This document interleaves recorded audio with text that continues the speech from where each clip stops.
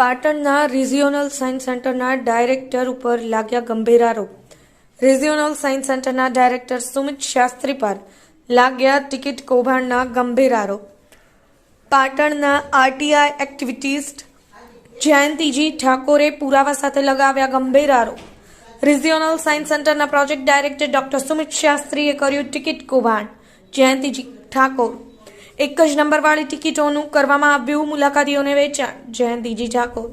જયંતી ઠાકોરે ન્યાય માટે કરી Gujarat council on science technology વિભાગમાં અરજી। પાટણ જિલ્લા કલેક્ટરને પણ કરવામાં આવી ન્યાય માટેની અરજી।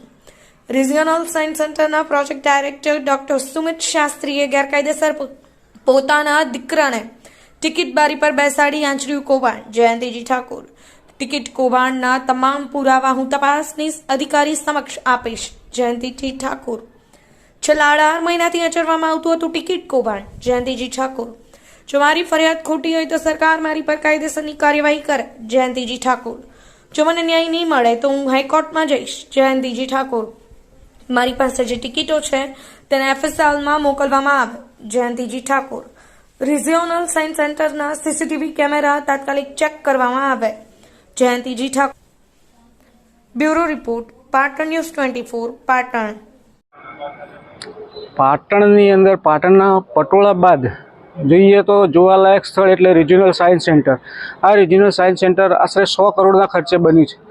100 કરોડના ખર્ચે જે બન્યું છે એ રિજિયોનલ સાયન્સ સેન્ટર હાલ સુમિત શાસ્ત્રીજીના પાસે છે, એમની જવાબદારીના નીચે છે। જે એની અંદર આશરે દર વર્ષે 5 થી 6 લાખ લોકો પ્રવાસીઓ આવે છે અને મુલાકાત લે છે। આ બાબતે ટિકિટનું ઘણું મોટું કૌભાંડ થયું છે।